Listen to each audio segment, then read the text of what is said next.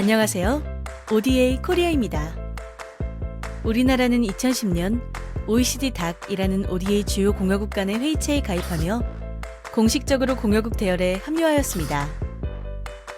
그러면 OECD DAC 가입 10주년 시리즈를 통해 지난 10년간 우리나라 개발 협력이 어떻게 발전해왔으며 그간 어떤 성과를 이루었는지 알아보도록 하겠습니다. 지난 10년간 우리나라는 국제사회에서 개발 이슈를 의제화하고 선진국과 개도국의 가교 역할을 수행하기 위해 노력해왔습니다. 2010년 주요 20개국 서울 정상회의에서는 의장국으로서 우리의 개발 경험을 바탕으로 주도적인 리더십을 발휘하여 최초로 G20 의제에 개발을 포함하였습니다. 이는 국제경제협력을 논의하는 최상위 협의체인 G20에서 개발 의제를 논의할 수 있는 지속적인 기반을 마련한 것으로서 우리나라가 가교 역할을 담당한 대표 사례로 볼 수 있습니다. 또한 2011년에는 부산 세계개발 원조총회 개최국으로서 다양한 공여 주체와의 포괄적 파트너십 구축을 천명한 부산 선언을 채택하는 데 주도적인 리더십을 발휘하고 효과적인 개발 협력을 위한 글로벌 파트너십 출범에 선도적인 역할을 하였습니다.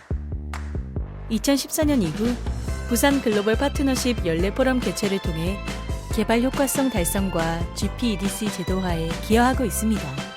2015년 다자성과 평가 네트워크 의장국 수임, 2019년 UNDP, UNFPA, 유놉스 통합 집행이사회 의장국 선출, OECD DAC 부의장국 수임을 통하여 우리나라 발전 사례에 대한 국제사회의 긍정적 평가와 우리나라의 향후 주도적 역할에 대한 기대를 확인할 수 있었습니다.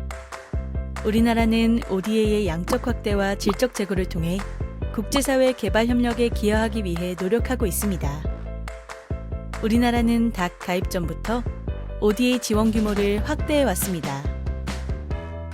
우리나라의 ODA는 2010년 11.73억 불에서 2018년 24.19억 불로 106.2% 증가하였고 2010부터 2019년까지 ODA 규모 증가율은 11.9%로 DAC 회원국 중 가장 높은 수준입니다. 이는 국제사회의 개발 노력에 실질적으로 기여하려는 우리 정부의 의지가 반영된 결과라고 볼 수 있습니다. 우리나라는 국제사회의 2030 지속가능 발전 목표 채택 과정에서 정부 간 협상을 통해 적극적으로 참여하였습니다. 2015년 유엔 개발 정상회의 계기 지속가능 발전 목표 이행 의지를 발표하고 국제개발협력기본법과 국제개발협력 2차 기본계획에도 상위 목표로 명시하며 지속가능 발전 목표 이행 지원을 위한 우리 정부의 의지를 확고히 해왔습니다.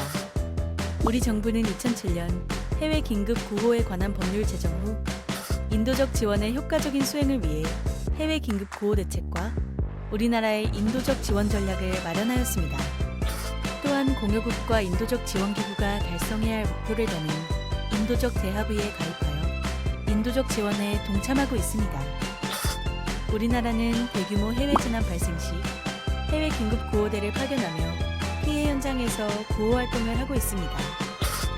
우리나라는 우리의 개발 경험과 ICT, 공공행정 등 국제사회에서 인정한 비교 우위를 바탕으로 차별화된 한국형 콘텐츠를 개발하고 보급하기 위해 노력해왔습니다. 우리나라는 개발 경험을 바탕으로 다양한 분야의 사업을 지원하고 정책 자문 등 컨설팅을 ODA 사업과 연계하여 지원하기 위해 노력하고 있습니다. 또한 비교 우위가 있는 ICT, 공공행정 분야를 교육, 보건 등 다른 분야와 연계하여 지원 영역을 확장해 나가고 있습니다. 지금까지 우리나라 ODA의 지난 10년의 성과와 변화에 대해 알아보았습니다. 잘 이해되셨나요? 앞으로도 ODA 코리아에 많은 관심 부탁드립니다.